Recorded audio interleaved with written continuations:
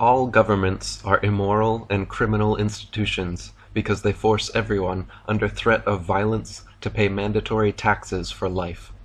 There are hundreds of taxes, from property tax to income tax to inheritance tax. You must pay them all, or else the government will use the power and force of its machinery to seize your bank account, garnish your wages, and/or arrest you and put you in jail.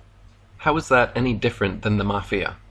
Governments demand we pay our dues regularly, promise us we'll be safe and protected if we do, and if we don't, agents come around to shake us down or put us away.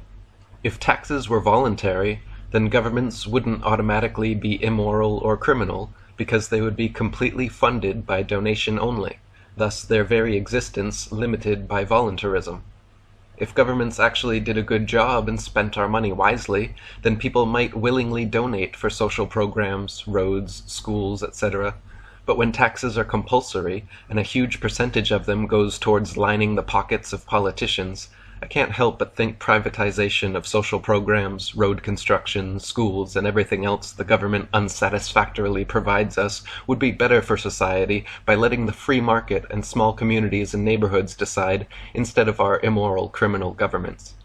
Another mandatory tax and despicable limitation that all governments enforce is our natural right to international travel. In reality, the world is one undivided whole. All divisions, such as countries and borders, are merely man-made thought constructs with no reality outside our minds. They are just arbitrary lines drawn on a map that governments are constantly changing. But everyone has to be born somewhere, so governments quickly brand you with the curse of nationality the instant you are born. Now I am American because I was born within the arbitrary borders of the fictional construct known as America. Since I'm American, but I've made the decision to live outside the arbitrary borders of the fictional construct I was born in, Thailand, I have a whole new series of taxes and government mandates that apply. I am required to carry around an expensive microchipped passport identification and check in with the immigration office every 3 months to fill out some paperwork and give them more money. Every 6 months to a year I am required to cross the arbitrary borders of the fictional construct known as Thailand into a neighboring tax farm's embassy, where I must fill out more paperwork and give them yet more money for temporary visa stamps in my passport. To work abroad, governments require us slaves to submit work permits and pay annually for the privilege. The taxes and headaches never end. Thanks to being American, I'm actually lucky that I can live abroad at all, and should be happy. Many people from less fortunate tax farms are completely restricted from traveling to or working in other more fortunate tax farms. Another one is land rights. How can you honestly claim to be a landowner when you have to pay property taxes every year for as long as you own it? If you own it, why do you still have to pay annual rental fees? The government holds the allodial titles and just issues you a slave deed. They maintain eminent domain and can plow over your home to build a highway any time they please. Name one thing that governments provide that people couldn't do better, easier, and more efficiently privately at the community level. Name one reason why we have to run this never-ending hamster wheel of government mandate and taxation. There is nowhere on earth you can go that isn't controlled by a statist government. Every piece of land has been divided up and claimed by 196 nations, all of which are controlled by some form of forced governance. There is nowhere left on earth that sovereign, freedom-loving individuals can go live freely without a mafioso government forcing them to pay taxes and obey laws. No matter whether you live under a monarchy, an oligarchy, or a republic, whether it's called democracy, communism, socialism, or fascism, all current forms of government initiate and mandate violence and slavery upon their populations. We are all slaves to our governments because every nation forces under threat of violence and kidnapping that we must pay them a percentage of our income. In some countries, like Thailand, it's around 30%. America, 40 to 50%. France is around 60%. Not to mention hundreds of other smaller mandatory taxes which raise these figures even higher. So if the definition of slavery is forcefully taking 100% of someone's income, what is it called when governments forcefully take 60% of someone's income? Is that not slavery? What if they only take 30%? Is that still slavery? We are taught in school that slavery ended long ago, and it is universally understood that slavery is immoral. But if governments still are forcibly taking even 1% of their population's income, that is still slavery, and even 1% slavery is immoral. The very definition of the word government is mind control. And the vast majority of people worldwide, public and private sector alike, are absolutely mind-controlled by their governments, medias, and education systems to believe that their statist government is a moral and altruistic institution that exists for the benefit of the people. The reality is, of course, the opposite. The reality is that all nations are like open-air slave plantations, allowing their indentured servant populations to choose their occupation, giving the illusion of freedom, then swooping in on payday to steal the fruits of your labor. This is why all governments are criminal and immoral, and why the only system of just governance is anarchism, agorism, or voluntarism. There is no political solution to the problem of government. Voting for a new ceremonial figurehead every 4 years has never, will never, and could never create any significant lasting positive change because governments cannot be improved or made moral from within. There are too many vested interests, and no statist system, be it monarchy, oligarchy, communism, democracy, republic, or dictatorship, none of them respect the right of the individual to opt out of being governed. When the mafia comes around to your business, they always befriend and promise to protect you, providing you pay and obey them. If you refuse to comply, however, the mafia burns your business to the ground. Similarly, all statist governments promise to help and protect their populations as long as we pay and obey, but if we don't, then they seize our asses and our assets and throw us in prison. The whole problem is giving one privileged class the legal right and obligation to commit violence and coercion against the rest of the population. All governments around the world initiate the use of violence in the form of police and coercion in the form of taxes against their populations, and this is absolutely immoral and unacceptable. Consensual sex is moral because it is voluntary, whereas rape is immoral because it's forced.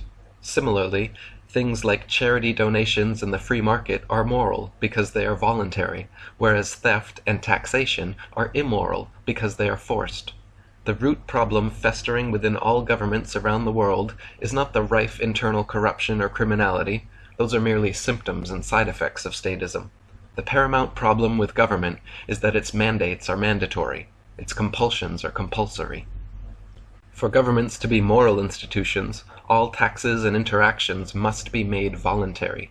If governments are honestly in existence for our benefit, then they must be voluntary and never initiate the use of force against their populations. That kind of authoritarian violence and coercion is not allowed or acceptable in any other facet of our lives. We wouldn't put up with it. So why do we sheepishly line up to vote for a new puppet president every 4 years, thinking they are somehow going to make the mafia moral? Simply working for the government, whether you're a soldier, policeman, politician, or otherwise, your salary comes from the taxes the population are forced to pay, making you a criminal by proxy. Thus working for statist governments, like working for the mafia, is immoral and criminal because your paycheck comes from stolen money. In other words, all governments, everyone working for them and benefiting from their social programs, are like getaway drivers in a robbery. They may not have personally stolen your money, but your money is right there in their pockets, so who is responsible if not them? I'm not a fan of isms, but the second you express a sound idea, the establishment is quick to rebrand your revolution and assimilate your inspiration into an ism they can control.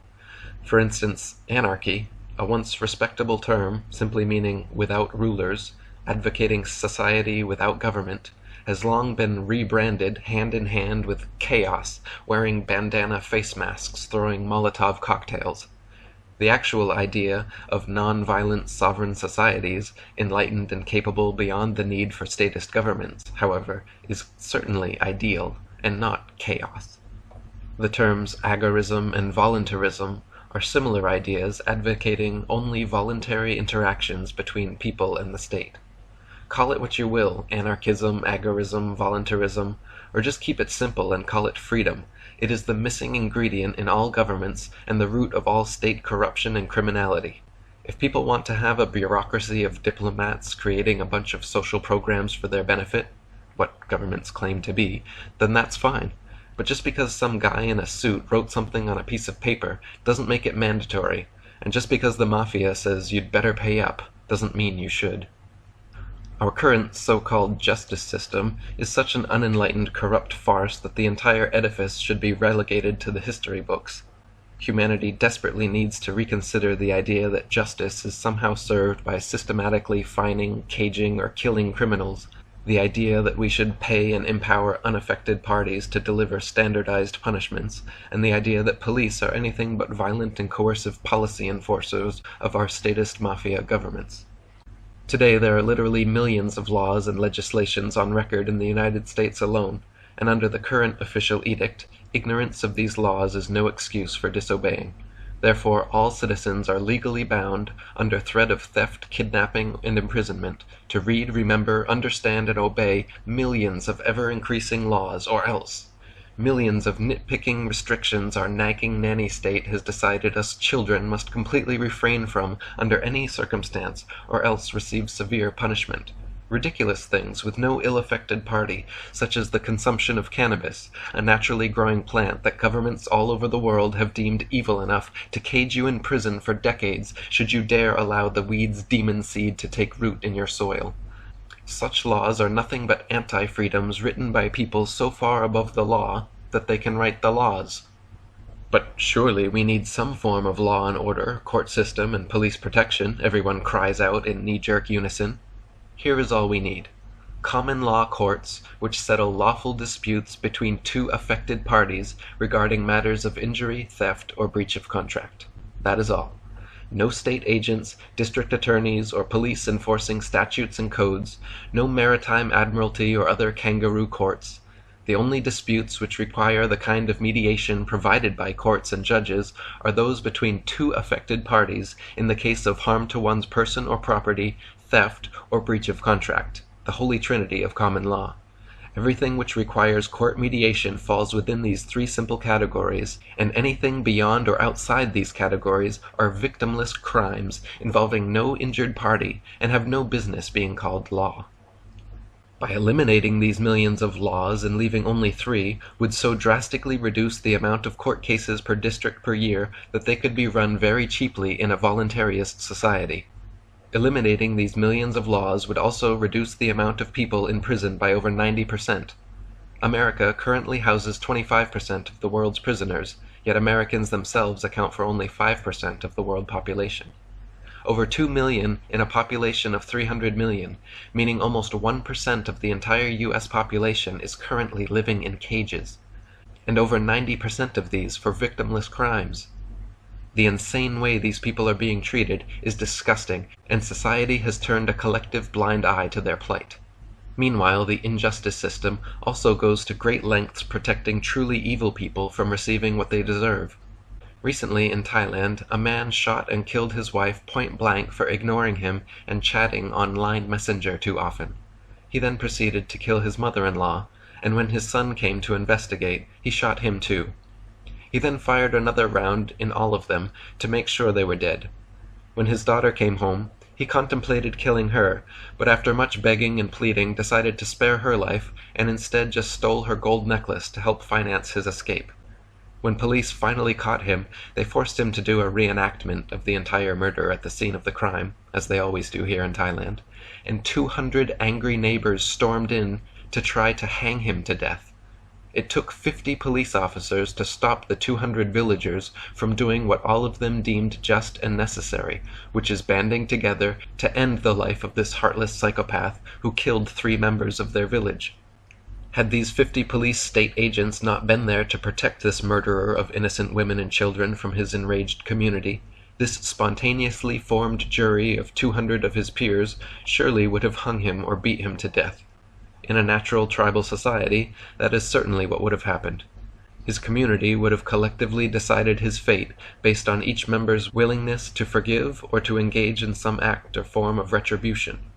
Now, instead, he will be taken through the modern criminal justice system, which means rather than being hung or stomped to death by his legitimately livid peers, he is protected and caged by government mafia thugs, while all affected parties are dragged through years of appeals, draining everyone's savings, waiting for the final judgment of some Freemason in a white powder wig and black dress, banging a wooden hammer, yammering on about order and honor.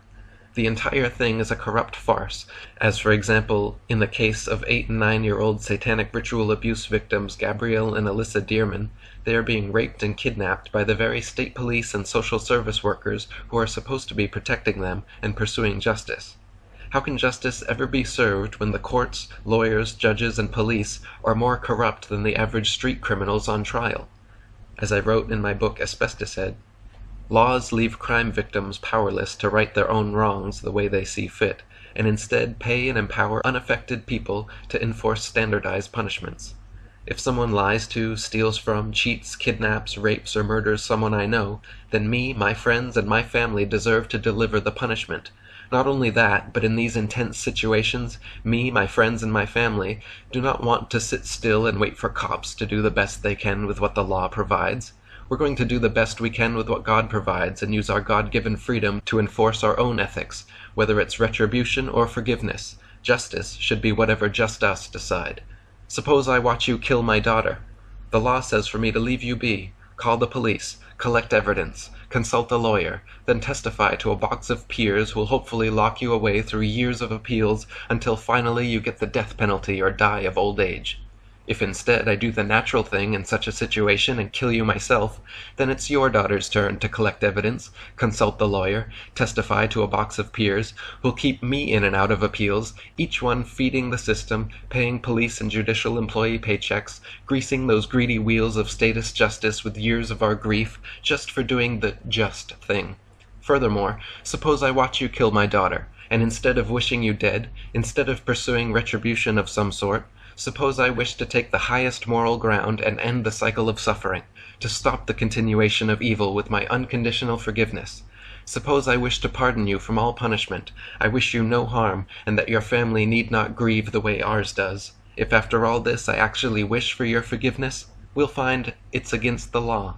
I have to destroy evidence, consult a lawyer, then testify to a box of peers that it's all insanity, forgive those umpteen sardines, and send them home. We love everybody and we're so sorry. Please love us and leave us alone. Stop locking us up in courtrooms and let us determine our own misdemeanors, or at least give us forgiveness as an option.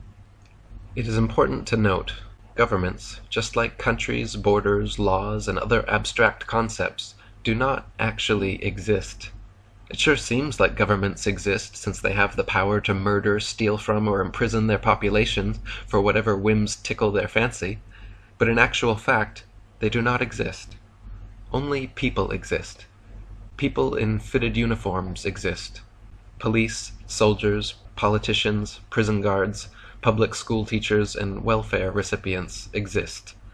The people who work for and benefit from the system are the system. Without people willing to murder, steal from, or imprison their fellow brothers and sisters in the name of government, there is no government.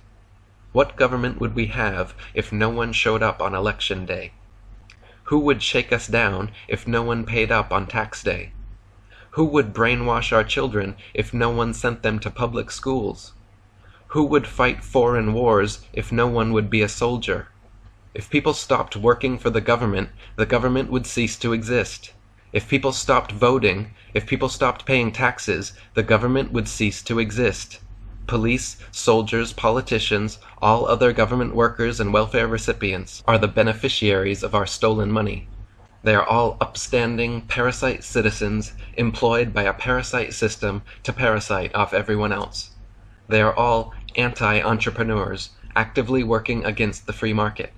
They are people who, through their actions, agree with, enable, and enforce violence and coercion against their fellow man. They grant themselves the legal right to counterfeit their own currency and imprison anyone else who tries. Their paychecks come from the taxes we are all forced to pay them. Their means of subsistence is counterfeit and theft. And these thieves have the power to put us in prison if we don't willingly hand over our hard-earned money, whenever and however much they ask for. Governmental literally translates to mind control. It's time people realize they've been brainwashed by their mafia governments. Stand up and say to all government employees a big no thanks for your service. To all the soldiers and policemen, to all politicians and government employees around the world, consider this a big no thanks for your service. Your paychecks all come from money stolen by force from your hard-working fellow countrymen and women. Your employer, your national government, is 100% funded by tax money, taxes which your populations are forced to pay under threat of kidnapping, imprisonment, and often murder. To be employed by an immoral and criminal organization like a statist government is immoral and criminal. To receive stolen money and call it your salary is immoral and criminal. I implore all government workers to leave your jobs and pursue an occupation with real integrity. Find a way to earn money without stealing from everyone. Get a job where customers pay you voluntarily. I know it's not as easy as just forcing people to pay your salaries, but it is the moral thing to do. And to everyone else, let your soldiers, police, and politicians know no thanks for your service, and no, we don't support the troops. We don't support any occupation built on stolen money, much less an occupation built on the blood of millions of innocents. We send young men and women off to kill and be killed, maim and be maimed, all for the propagation of corporate imperialism and statist hegemony. Then, if and when they ever come home, demoralized and depressed, ridden with regret and post-traumatic stress, we herald them as heroes. But the truth is, every time a soldier leaves his home country, he becomes a terrorist. If you're interested in defending your country and protecting your family for free, join a local militia. If you're interested in leaving your country to attack other people's families for money, join the national military. The former is respectable, the latter is irreputable.